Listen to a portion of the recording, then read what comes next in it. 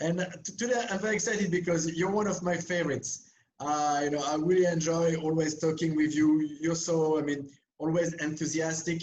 The passion, just looking at you, we feel it. If you can talk to us about your incredible terroir, what makes it so unique, so exceptional? Well, first of all, we must talk about the soil. The yes. soil, it's a schist soil. Almost all the region, it's schist. So that's why you were talking. The vines can survive to this climate because the schist can retain the water and allows that the roots of the vineyard goes between the fissures of the schist, and the roots enter on these fissures, and they go very, very, very deep. And when they are suffering, they can take the water step by step, little by little. So they don't have a lot of water suddenly. They get the water. They are supplied very, very balanced supply of water. So that's why they can survive. And cultures like vineyard, almond trees, and olive trees, that's what survives here without irrigation. You want, we saw a beautiful pictures here, so you say the soil is schist only. You have a lot of known indigenous grapes, varieties. How many do you have? That's we have a lot of. That's a difficult question because we have one single vineyard that went a very old vineyard. Only on that vineyard we have more than 100 varieties.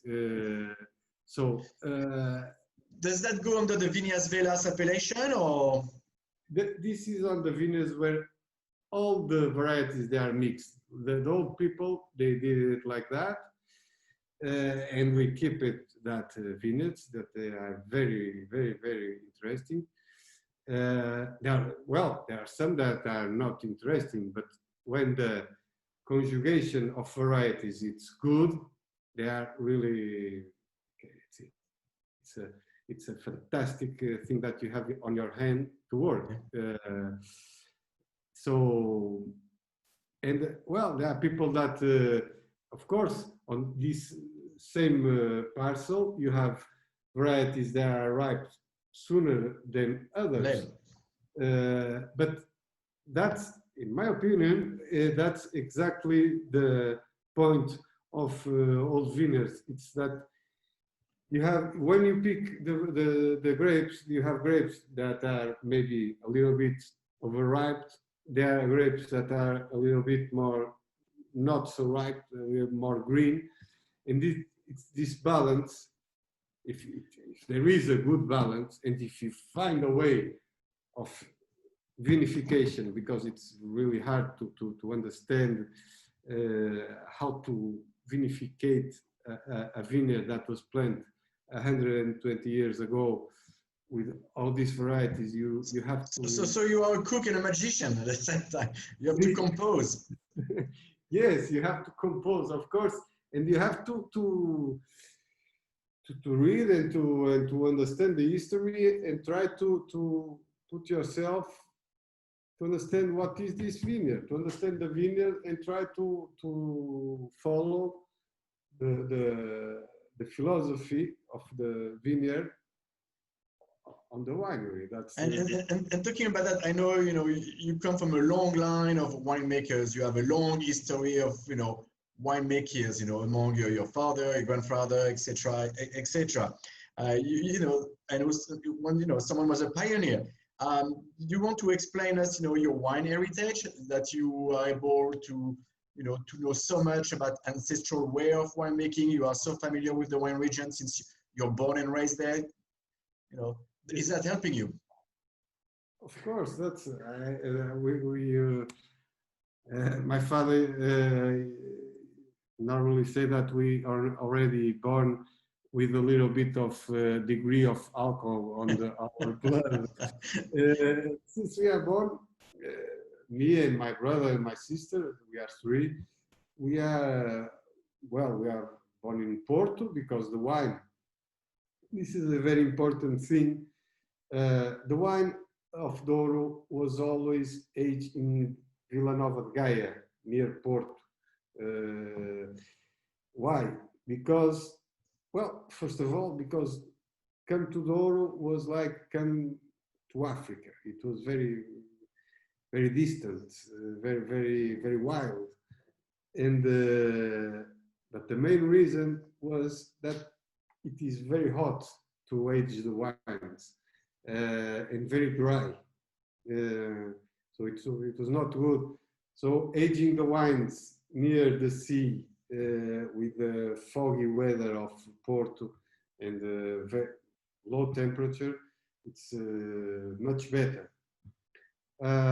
So we are born on this area of Porto, but the first generation that started to come more to Douro was my grandfather.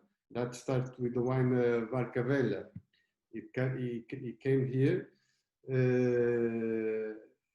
and he started it was the first. Then my father started to come every weeks, and now we are living here. That a reason this winery of Quinta Do Pessegueiro, of course, nowadays we have the air condition, we can age the wine everywhere, but this winery that we built is underland. That's the main thing we don't have air condition or climatization. It's the natural temperature and humidity, the two things that are very important. Well, but I was just saying. Look at that, but that's gorgeous. That's gorgeous. That's the level of vinification that's already underland, but under this level you have the aging level, so the barrel place. And I know that everything is done by gravity. Yes, yes. So since we were little, we came here to Douro, and for us was big freedom. Come here. We came to a quinta of Ramos Pinto, Quinta do Bom Retiro. That was where my father worked, and it's a house that was from our family. And for us was completely, we were free, you know, we could go everywhere by 3 months there. It was, and that marked us a lot. We stayed, so there was no other way, you know, we were already on the wine since we were born. And of course, even then I studied, my brother studied, but it was already, you know, in you, you know. I'm sorry? It was already in you, you know, yes, from the get-go. I feel a lot when I take decisions about wines now. I don't know very well where they come from. Of course, they come from the science, from where I study, from my knowledge. But it comes also from what I learned when I was little, that I don't even remember, you know. It's like everything. That made who you are, absolutely. We'll go back to that later, but do you want to tell us how the project of Quinta Do Pessegueiro started? You know, as I often say, 3 men are behind it, Mr. Xavier, Mr. Morose, and yourself. So what started that project? What made you decide, you know, to go for it? It was crazy because I think it's fantastic the way that it started this project, because Mr. Xavier bought, well, 30 years ago a vineyard here in Douro. He's a passion. He has a big passion of Douro, And then he decided, well, in 2006 to start a project to do wine.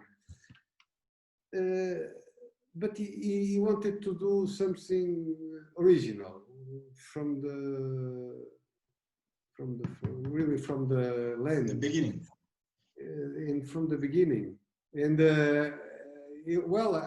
they told me that there was someone that was interesting to do that, and I went to an interview, and in this interview there was a lot of winemakers.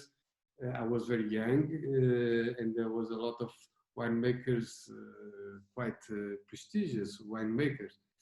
And I never thought that I was chosen. I went, I speak normally, but I went away thinking, well, no, this is impossible.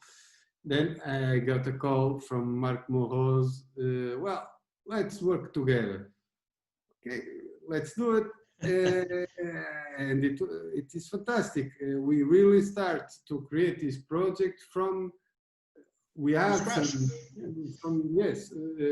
we had some vineyards that are the main important base of our wines, that is these old vineyards, but then we had to create all the structure, a lot of replantations, all the viticulture, because we have a very specific viticulture. The winery, well, the people, the structure, all.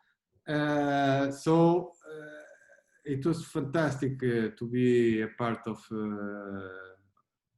this, and now to see that we have so many wines, and even on our head and in planning much more wines. So this is really a thing that. So it started in 2006. When was the first vintage? The first vintage was, well, but it was a experimentation vintage was 2006. Then in 2007, in 2007, 2008, and 2009, we did, and we had this wine bottle. We can taste small quantities that we were tasting, seeing what we were going to do. We make the vinification, see how the parcels work, and see where we were going. And meanwhile, we built the winery. How long did it take to build the infrastructure? About 2 years, 2 years, 2 years and a half with the project. But it was, when I look back, I was a little bit, because I was in a big thing, because this is a big construction, where, you know, with the constructors and the this is a big movement of, and I was on the middle controlling everything. I don't know how, but it happened. It happened. The winery is here, and but it was a very enthusiastic project. You know, it was not, of course, it's always a little bit heavy, but. What do you think made it so unique or so, you know, different than those that were already in place? You imagine in 2007 start to project a winery like this, all by gravity, with no pumps, under land, with the winemaker. That I don't know what age I had, but I was very young. With Roger Zanier and Marc Morose, that also they were not on the wine, so this is was always all new. And with the bio-viticulture, all this thing happening on the same time. It creates an impact, of course, on the region. You know, you and I mentioned, you know, the gravity thing. You know, you're known for renewable energy. Sorry, and you have always like a sustainable, you know, mind. Do you want to tell us, you know, what triggered it, or you know, or that integrated, you know, your project and the results? All our parcels, they really have a character, very distinct character. That's what we always look for. And if you, of course, if you put chemicals on the vineyards, doesn't mean they don't give good grapes and good wine. Of course, they give, but they lose a little bit the character. So you want that authenticity. Authenticity. That's the thing. So we don't use herbicides, and that it's a very difficult thing here in Douro because we don't have mechanization.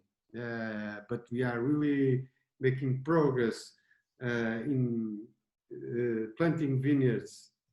You have to come here and to see this, because we are doing a lot of ways of planting, trying to see how can we do it a high density plantation in the inclination land, no? Without using herbicide. That it's very difficult. With the horse, we have a lot of work with the horse, but try to do a work that it's not hard for the horse and for the people. So that they are working on plan, not on vertical. Yeah, because I don't think we saw it from the previous pictures, but you know, I think what you have from the vineyard to the river around like 200 meters, which is roughly 600 feet. And just to harvest that with the horse and it takes you what, over a month? To harvest, so, yes. Yes. So because of the terraces and how deep and steep it is, so that's remarkable.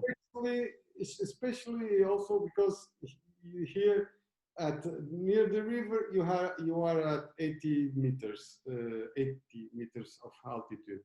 In the top of the Quinta, you are at 350 meters. So the maturation, the difference can be 3 weeks.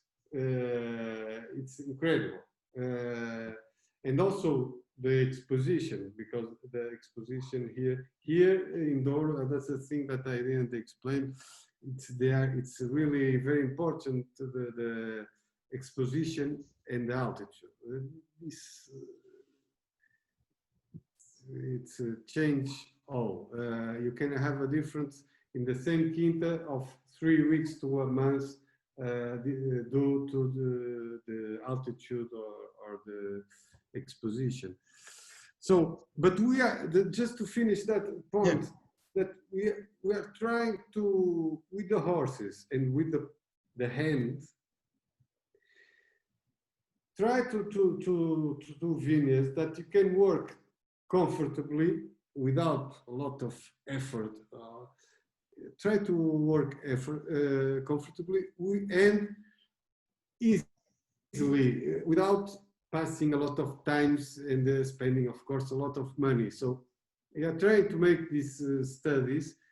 These are studies. This is not still, but we are working a lot on that. If we don't take care of our motherland,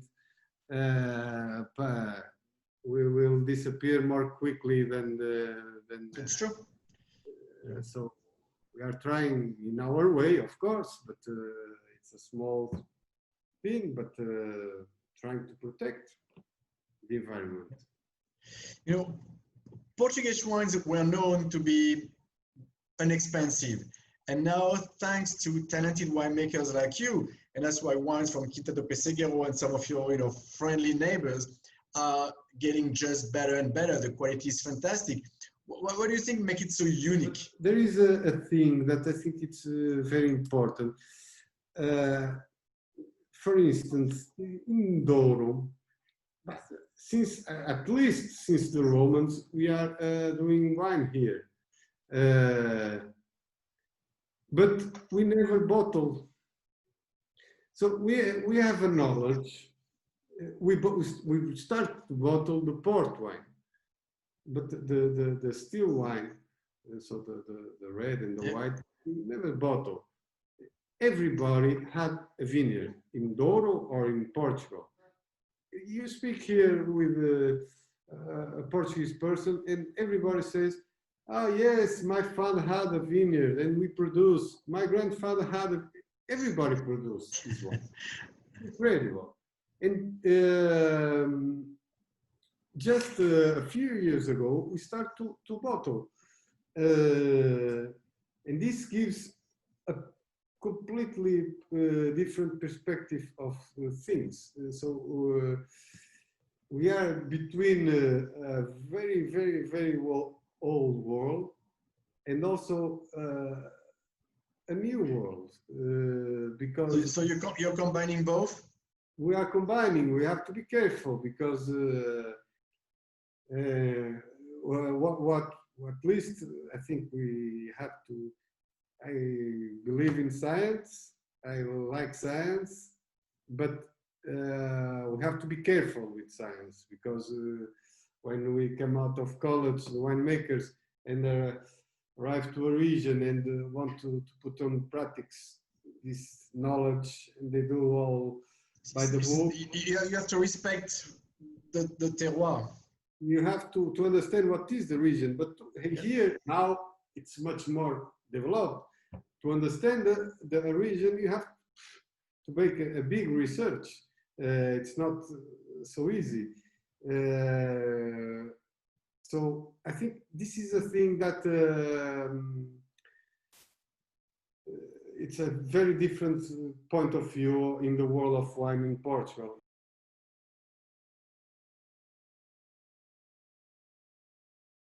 As a gifted, talented winemaker, what's your goal for you and for La Quinta? I have so many, but I don't know. I have so many things on mind, but the one thing that I have in mind, it's pleasure. To give that people feel pleasure. I think that's very, even if it is a strange wine, it has to give you pleasure. Drinking the wine, that's one thing. And then the other, it's trying to that the people feel the emotion. It's like a music or like a painting. You have to transport you to somewhere to open your mind. That's my thing. If someone has an emotion with my wine, and if it opens the mind somewhere, I'm really happy. So it's of course, sharing the happiness. Sharing the happiness, exactly. That's I think it's the two things, pleasure and emotion. That's the main, I would say. Well, and then the viticulture side that we have still a big work to do, but I think we really are making great studies there. Viticulture, on studying the varieties, studying the way of plantations, studying the way of treating the soil, how we do the labor of the soil, the vegetation. So you never stop. You're always like trying to get to the next level in your reflection. That's the big problem. Sometimes that's fantastic from one side, but sometimes it's today, like I was saying, I was tasting with Hugo, and we were saying he's a little bit like me, and we were saying we could stop a little bit because always next harvest let's try this, try that. That's the that's the beauty of it. The beauty of the thing. We don't stop. The agriculture thing, that's another thing that it's very important. When I speak to friends, people that don't work on agriculture, people say, well, that's nice, you have a life that you are quiet and calm on the mountains. It's non-stop, it's 365 days. Obviously, we are crazy. Here, like crazy. Here on the vineyards alone, but imagining things in concrete, then it comes to the bottle and we realize the things. So this is a very dynamic process, you know. Here in Quinta Do Pessegueiro, I hope it's not too dynamic. We have some wines that we try to, well, this is our base, and we keep this base. But then the others, they have to. No, but you're always innovating. You know, you don't lose. You know, you always keep track of, you know, where you're from. You know, but you always try to innovate to take it to the next level. Yes, that's true. And your wines, they prove it. I mean, the quality is simply like, you know, they are so vibrant and expressive. It's incredible. Ah, thank you very much. Really. No, you know, I've known you now for a few years, and it's you know, the exchange is always like so positive, and you are an artist, you know, which is good. You know, thank you so much. But I wanted to thank you. I hope we can see you soon. We'd love to travel and come and meet you again, or you coming here. I don't know when that will happen. Yes, nobody knows. Nobody knows. No. But in the meantime, we'll continue to enjoy your wines. Okay. Definitely. Oh, and now we have all these tools to talk, so it's much more easy, and we have to use it. Yeah, absolutely. So thank you very much, and I hope that's my pleasure. Thank you. Like the Pessegueiro. Cheers to you as well. Thank you. Cheers.